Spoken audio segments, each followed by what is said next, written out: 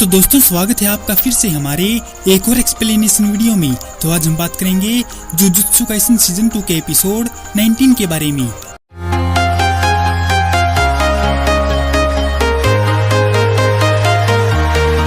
रात 11:14 पर जब नानामी नोबारा और अकारी को छोड़कर चला गया तो नोबारा ने पैरामेडिक टीम के साथ जाने से मना कर दिया। अकारी ने बताया कि नोबारा को शिबुया में शोको इरी के होने के बारे में नहीं बताया गया था ताकि वो अपनी जान जोखिम में ना डाले।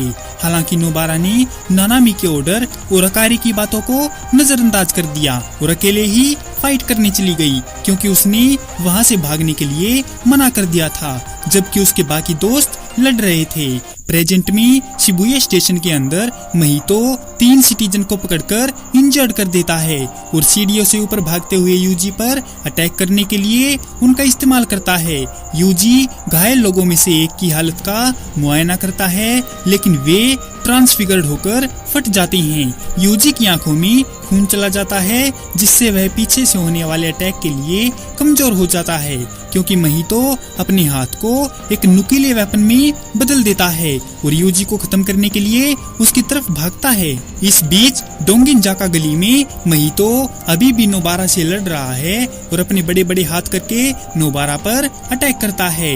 महितो खुद से दूर भागती नोबारा को देखकर सोचता है कि नोबारा नहीं जानती कि वो एक ऐसा क्लोन है जो किसी को ट्रांसफिगर नहीं कर सकता। नोबारा वार करने की कोशिश करती है लेकिन उसके हमले बेअसर होते हैं और महितो द्वारा उसके हाथ पर वार करने के बाद वह घायल हो जाती है।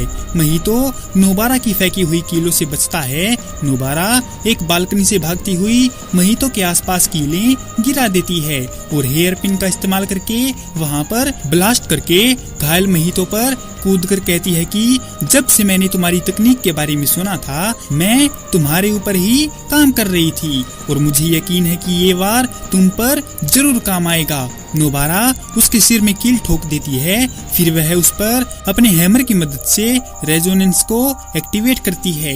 महितो के क्लोन को मौके के रूप में इस्तेमाल करके नोबारा अपनी शापित तकनीक का इस्तेमाल करके उसकी आत्मा पर अटैक करती है और कहती है कि मुझे ऐसा क्यों लगता है कि मेरी तकनीक का वार कहीं और भी हुआ है। मुझे पता चल गया तुम एक क्लोन हो, क्योंकि मौका मिलने पर भी तुमने मुझको ट्रांसफिगर नहीं किया।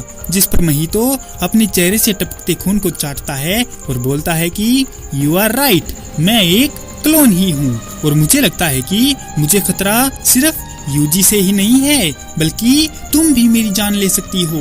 और दूसरी तरफ ओरिजिनल महितो की छाती से अचानक कीलें बाहर निकल आती हैं, जिससे यूजी एक पल के लिए कंफ्यूज होता है, लेकिन बाद में उसे एहसास होता है कि ये काम नोबारा का था। उसी टाइम रेजोनेंस अटैक से इम्पैक्ट महितो पर यूजी ने बढ़िया वाला घुसंट पेला। नोबारा के अटैक का फायदा उठाते हुए यूजी ने महितो को एक के बाद एक कई डाइवर्जेंट फिस्ट से पीट डाला। रेजोनेंस का असर अभी भी बना हुआ है। महितो ठीक से आगे नहीं बढ़ पा रहा है और ना ही लड़ पा रहा है, जबकि यूजी के लगातार अटैक्स की बौछार से महितो एक खंबे से टकरा जाता है। यूजी नोबारा को उसका साथ देने के लिए थैंक यू बोलता है कि वो इस लड़ाई में अकेला नहीं है और कहता है कि मैं किसी को नहीं बचा पाया, मेरी वजह से सबके सैक्रिफाइसेस बेकार हो गए, लेकिन मैं इस गधे को जरूर मार डालूंगा। डोंगिनजाका गली में वापस नोबारा को लगता है कि महितो अब कोई फास्ट अटैक नहीं करेगा, क्योंकि उसे पता है कि रेजोनेंस उस पर काम कर गया है। नोबारा बोलती है कि उनकी असली लड़ाई तो अब शुरू होगी, लेकिन महितो लड़ने के बजाय नोबारा को पीठ दिखाकर भाग जाता है और सीधे मेट्रो के एंट्री पॉइंट पर जाता है। नोबारा उसका पीछा करती है और सोचती है कि मैं अभी B5F पर जा सकती हूँ, लेकिन इसे खुला छोड़ने पर यह मुसीबत खड़ी कर देगा, तो नोबारा को उसको निपटाने के बाद ही जाना पड़ेगा। जैसे ही यूजी महितो की ओरिजिनल बॉडी पर जोरदार पंच मारता है, महितो अपने आप को कई सारे छोटे छोटे टुकड़ों में बांट देता है जो इधर उधर भागने लगते हैं। यूजी सोचता है कि इनमें से कोई एक ही ओरिजिनल होगा जिसको मारने पर ये पूरी तरह से खत्म हो जाएगा। यूजी को एक पर शक होता है तो यूजी उसको मार डालता है, लेकिन उसे पता चलता है कि महितो ने तो उसे भूतिया बनाया है। यूजी फिर से उसका पीछा करता है, जबकि नोबारा क्लोन महितो के पीछे सीढ़ियों से नीचे उतरती है। दोनों एक ही गैलरी में एक साथ आते हैं, जहां यूजी और नोबारा अपोजिट डायरेक्शन में उनका पीछा करते हैं। यूजी क्लोन को देखकर सरप्राइज रहता है और सोचता है कि ये दोनों एक होकर अपने आप को हील करने की कोशिश करेंगे, लेकिन ऐसा नहीं होता और वह दोनों अपना टारगेट बदल लेते हैं। जैसे ही यूजी ने नोबारा को देखा तो वो घबरा जाता है। उसे एहसास होता है कि नोबारा खतरे में है और चिल्लाकर नोबारा को वहां से हटने को बोलता है, लेकिन उससे पहले ही महितो नोबारा को टच कर चुका होता है। क्लोन नोबारा को धोखा देकर उसका मजाक उड़ाता है तो यूजी क्या करता है, तुम तो फंस गई। रास्ते से हट साले। यूजी के पंच से क्लोन मर जाता है। यूजी नोबारा को देखने के लिए भागता है, यह महसूस करते हुए कि वो मरने वाली है। नोबारा अपना चेहरा टच करती है और 2009 में अपनी पास्ट लाइफ को याद करती है। नोबारा को याद है कि वो अपनी दोस्त फूमी के पिता के साथ स्मैश ब्रदर्स गेम खेल रही थी और फूमी उसे देख रही थी।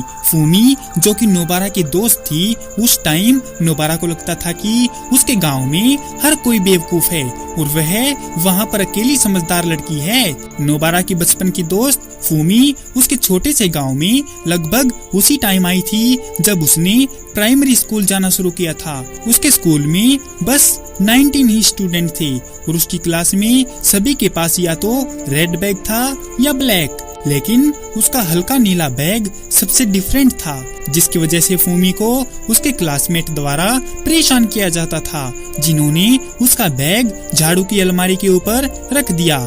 अपने बैग तक पहुंचने के लिए बहुत छोटी होने के कारण फूमी उसे खींचने के लिए एक कुर्सी के ऊपर खड़ी हो जाती है, तभी बैग लगभग उसके ऊपर ही गिर जाता है, लेकिन नोबारा उसे पकड़ती है और एक दूसरे से बैग चेंज करने के लिए कहती है, जिससे उनकी दोस्ती शुरू होती है। नोबारा फिर उन लड़कों को पीट डालती है जिन्होंने फूमी को परेशान किया था और नोबारा पूरे जापान में सबसे ताकतवर होने का रोला जमाती है और फूमी का बैग उसे वापस कर देती है। तभी एक बूढ़ा आदमी उसे डांटता है। स्कूल के बाद नोबारा गुस्से में अपने बैग को लात मारकर दूर फेंक देती है। उस दिन से नोबारा अक्सर फूमी के घर उसके पापा के साथ स्मैश ब्रदर्स खेलने के लिए आती रहती थी। नोबारा को उसके गांव के लोग पसंद नहीं थे क्योंकि उसका मानना था कि गांव इतना छोटा था कि दोस्त बनाने के कंपैरिजन में अजनबी होना मुश्किल था। पहले तो फूमी को लगा कि ये तो अच्छी बात है, लेकिन कई साल बाद उसे एहसास हुआ कि नोबारा का मतलब क्या था। जब उसके फर्स्ट पीरियड आए तो एक पड़ोसी ने उसे इस बात की खुशी में रेड राइस दिए।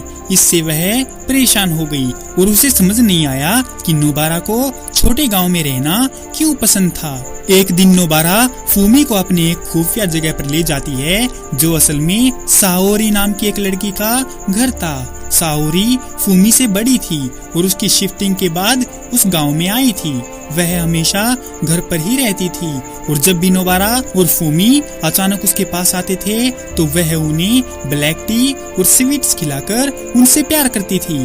फूमी का मानना था कि साओरी से मिलने के बाद नोबारा बदल गई है और उसके बिहेवियर में भी चेंज आया है।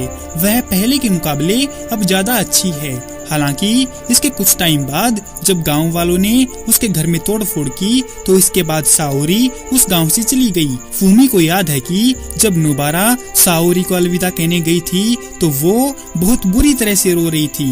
यह पहली बार था कि जब फूमी ने नोबारा को रोते हुए देखा था और इसीलिए वह इस घटना के बारे में ज्यादा कुछ उससे बात नहीं कर पाती और ना ही इसके बारे में कुछ याद कर पाई।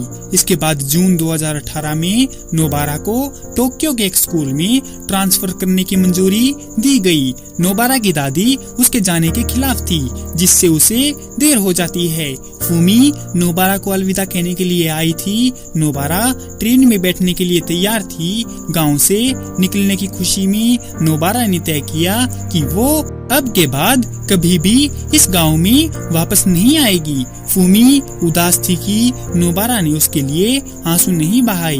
जैसे उसने साओरी के लिए बहाए थे। उस दिन के बाद से उन्होंने साओरी के बारे में कभी भी बात नहीं की थी, जब से वो वहाँ से चली गई थी। हालांकि जैसे ही वह ट्रेन में चढ़ी, नोबारा ने उसके और साओरी के साथ फिर से मिलने का वादा उससे किया। जैसे ही दरवाजा बंद होता है और ट्रेन चलना शुरू करती है तो नोबारा इमोशनल हो जाती है, लेकिन वो अपने आंसू रोक लेती है। प्रेजेंट टाइम में साओरी लेट नाइट एक ऑफिस में काम कर रही है और उसकी कलीग कहती है कि उसे छुट्टी ले लेनी चाहिए, जिससे वो मना कर देती है क्योंकि उसे अगले दिन से पहले अपना काम खत्म करना है। जब साओरी को पता चलता है कि उसके चेहरे पर एक पिंपल है तो उसकी कलीग शिबुया में हो रही किसी बड़ी घटना के बारे में बताती है और सोचती है कि क्या ये कोई टेररिस्ट अटैक है। साओरी अपने सीनियर से पूछती है कि क्या उसने कभी शादी करने के बारे में सोचा है, क्योंकि उसकी लाइफ वैसी नहीं है जैसी उसने सोची थी। साओरी अपने साथ गांव में हुई घटना को बताते हुए उस टाइम को याद करती है और सोचती है कि मैं नोबारा को अपनी छोटी बहन मानती थी। जब मैं यहाँ आई तो वो बहुत रो रही थी। उसने अपना एड्रेस नोबारा को नहीं दिया था। उसे लगता है कि अगर नोबारा उसे आज देखेगी कि वो कैसी जिंदगी जी रही है तो वो ये देखकर उदास हो जाएगी। साओरी बस यही होप करती है कि नोबारा हमेशा खुश रहे। इस बीच नोबारा अपना चेहरा पकड़ती है और खुद को कुर्सियों के बीच होने की इमेजिनेशन करती है, जबकि उसे याद आता है कि गांव में हर कोई बेवकूफ नहीं है। उसे एहसास होता है कि वहाँ हर कोई पागल नहीं था, लेकिन पागल लोग बहुत ज्यादा शोर मचाते थे और इस तरह उसे विश्वास हो गया कि वो ऐसा करके दूसरों की आवाज को दबाते थे। ऐसा तब तक था जब तक कि वह टोक्यो जुजुत्सु हाई स्कूल में नहीं गई और अपने सामने अपने दोस्तों को देखकर उसे पता चला कि दुनिया में कुछ अच्छे लोग भी हैं। नोबारा पीछे मुड़ती है और फूमी को एक कुर्सी पर बैठा हुआ देखती है। छोटी फूमी और खुद को कुर्सियों पर बैठा होने की इमेजिनेशन करते हुए नोबारा फूमी से फ्यूचर में उससे फिर कभी न मिल पाने के लिए माफी मांगती है, क्योंकि जिस कुर्सी पर उसका स्मॉल वर्जन बैठा था वो गिर जाती है। नोबारा यूजी को टेंशन में देखती है और उसे उसके आखिरी बोल को सभी को बताने के लिए कहती है कि उसका जीवन बहुत अच्छा था। तभी उसके चेहरे का लेफ्ट साइड हिस्सा सूज जाता है और फट जाता है। यूजी डर के मारे देखता है कि नोबारा की लेफ्ट आइज उसके सिर से बाहर निकल गई है और उसका खून उसके चेहरे पर गिर जाता है। इसी के साथ ये एपिसोड यहीं पर खत्म हो जाता है। तो दोस्तों, कैसे लगी आपको जुजुत्सु काइसन सीजन 2 के एपिसोड 19 की ये एक्सप्लेनेशन वीडियो? अगर आपको ये वीडियो पसंद आई हो तो इस वीडियो को लाइक और हमारे चैनल को सब्सक्राइब जरूर करें। आपका हमारी वीडियो देखने के लिए बहुत बहुत धन्यवाद और शुक्रिया।